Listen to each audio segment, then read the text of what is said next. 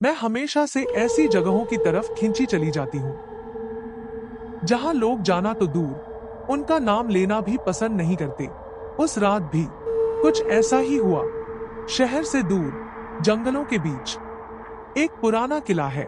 टूटी दीवारें, जंग लगे दरवाजे और उसके अंदर एक ऐसा बंद कक्ष जिसे सदियों पहले जंजीरों से सील कर दिया गया था। लोग कहते हैं आधी रात के बाद उस दरवाजे के पीछे से फुसफुसाहटें आती हैं। कोई किसी को नाम लेकर बुलाता है।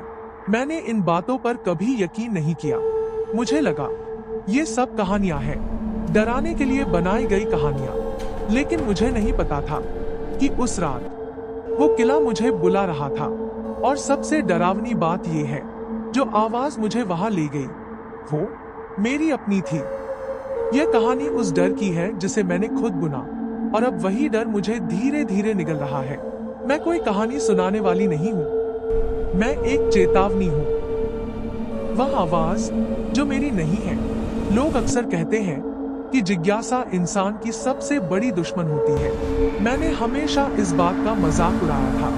मेरा नाम मीरा है और मुझे पुरानी वीरान जगहों से एक अजीब सा लगाव था। शायद इसीलिए जब मैं राजस्थान के उस दूर गांव में पहुंची तो मेरी नजरें उस ऊंची पहाड़ी पर बने कालगढ़ के किले पर जाकर टिक गई। गांव वाले उस किले का नाम लेने से भी कतराते थे। सूरज ढलते ही गांव की गलियां सूनी हो जाती थी।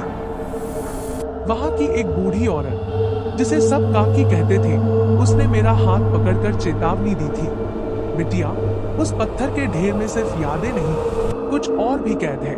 वहां एक कमरा है जिसे 7 जंजीरों से जकड़ा गया है। उसे कभी मत छूना, क्योंकि जो वहां जाता है वो लौटता तो है, पर वह खुद नहीं होता।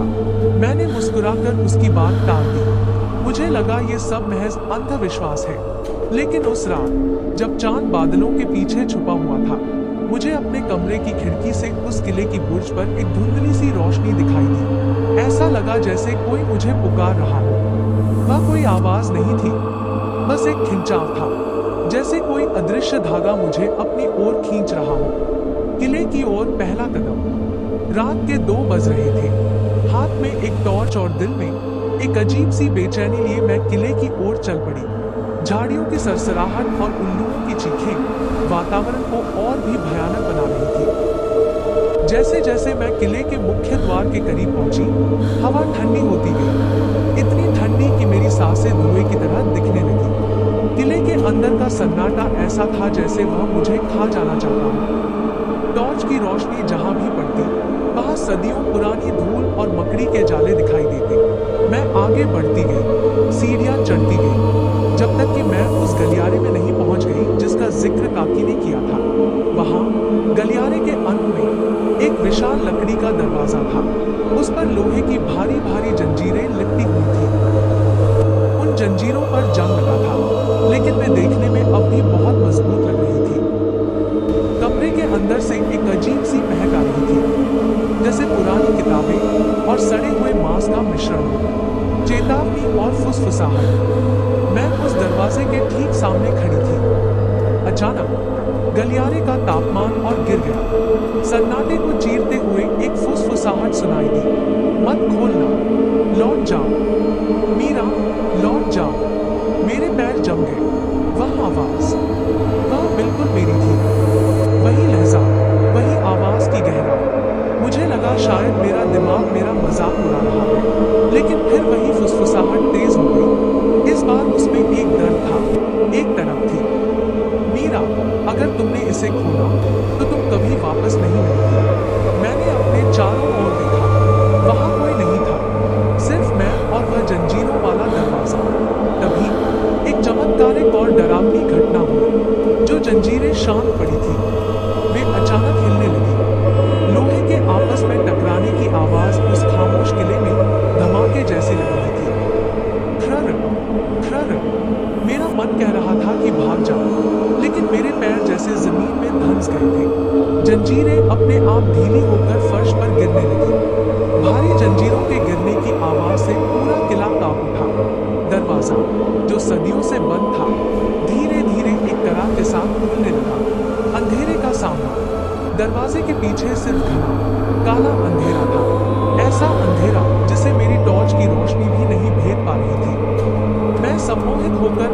कदम रखने लगी। जैसे ही मैं कमरे के केंद्र में पहुंची, पीछे से दरवाजा जोर से बंद हो गया। सन्नाटा अब और भी गहरा था। अचानक कमरे के कोनों से नीली सी रोशनी फूटने लगी। सामने की दीवार पर एक आदम का आईना था, जो धूल से ढका हुआ था।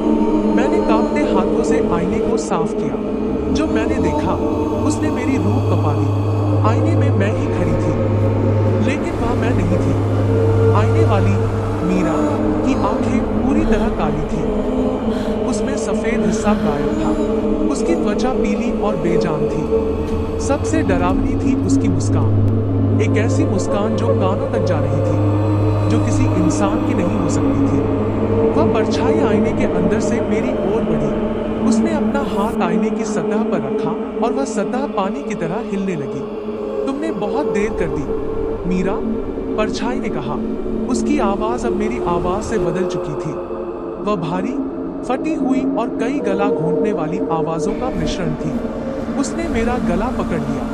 वह पकड़ ठंडी थी, बर्फ की तरह। मुझे लगा जैसे मेरे फेफड़ों से हवा बाहर निकल रही है।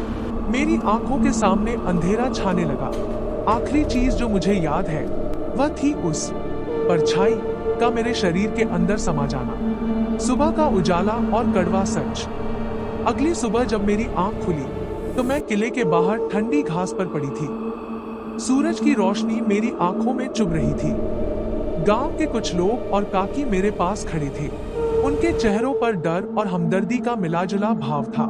तुम ठीक तो हो, बिटिया? काकी ने पूछा। मैंने उठने की कोशिश की। मेरा शरीर भारी लग रहा था। मैं यहाँ कैसे आई? एक ग्रामीण ने डरते हुए कहा। हम रात भर तुम्हारी तलाश कर रहे थे। हमने तुम्हें उस बंद कमरे के बाहर खड़ा देखा था। तुम अंदर नहीं गई थी, मीरा। तुम बस उस बंद दरवाजे के सामने खड़ी होकर पूरी रात खुद से बातें कर रही थी। तुम हंस रही थी, रो रही थी और अपनी ही आवाज बदल बदल कर चिल्ला रही थी। मैंने कांपते हुए अपने गले को छुआ। वहां काले रंग के उंगलियों के निशान थे, जैसे किसी ने मेरा गला घोंटा हो। लेकिन मैंने गांव वालों को कुछ नहीं बताया। मुझे लगा कि शायद मैं पागल हो रही हूँ। वो अब मेरे अंदर है। मैं अपने शहर वापस आ गई, यह सोचकर कि यह सब एक बुरा सपना था। लेकिन बुरा सपना तो अब शुरू हुआ था। अब हर रात जब घड़ी की सुइयां 12 पर मिलती है, मेरे कमरे का तापमान अचानक गिर जाता है। मुझे वही सड़े हुए मांस की महक आने लगती है और फिर वह आवाज सुनाई देती है। वह आवाज अब आईने के पीछे से नहीं आती, वह मेरे गले के अंदर से आती है। मेरा शरीर मेरी आज्ञा मानना बंद कर देता है। मैं आईने के सामने खड़ी हो जाती हूँ और देखती हूँ कि मेरी अपनी आंखें काली हो रही है। आधी रात को जो आवाज मुझे बुलाती है, वह मुझे उन जगहों पर जाने को कहती है जहां मौत का वास है। वह मुझे बताती है कि मैं अब सिर्फ एक जरिया हूँ, एक खाली खोल जिसे उसने भर दिया है। सबसे भयानक बात जानते हैं क्या है? जब मैं आईने में देखती हूँ, तो अब मुझे अपनी परछाई नहीं दिखती। मुझे वह दिखती है, वही काली आंखों वाली मीरा, वही डरावनी मुस्कान। वह मुझसे कहती है कि जल्द ही वह पूरी तरह बाहर आ जाएगी और मैं उस बंद कक्ष के अंधेरे में हमेशा के लिए कैद हो जाऊंगी। आज फिर रात के 12 बजने वाले हैं। मुझे महसूस हो रहा है कि मेरे हाथ अपने आप जंजीरें ढूंढ रही हैं। वह आवाज अब फुसफुसा नहीं रही, वह चिल्ला रही है और वह अब मेरी नहीं है। अगली बार जब आप किसी पुराने किले के पास से गुजरे और आपको अपनी ही आवाज सुनाई दे, तो रुकना मत, भाग जाओ। क्योंकि कभी कभी जब हम अंधेरे को देखते हैं, तो अंधेरा भी हमें देखने लगता है और फिर वह हमें कभी नहीं छोड़ता। सुबह जब मेरी आंख खुली, मैं किले के बाहर पत्थरों पर पड़ी थी। गांव वाले मुझे घेर कर खड़े थे। उनकी आंखों में डर था और मेरे लिए दया भी। उन्होंने बताया कि मैं पूरी रात उस बंद कक्ष के सामने खड़ी रही, अपने आप से बातें करती रही, कभी हंसती, कभी रोती और कभी किसी से माफी मांगती। मुझे कुछ याद नहीं था, लेकिन जब मैंने अपने हाथों को देखा, उन पर जंग लगा लाल रंग था, जैसे मैंने पूरी रात उन जंजीरों को छुआ हो। उस रात के बाद सब कुछ बदल गया। अब हर आधी रात को मुझे वही फुसफुसाहट सुनाई देती है।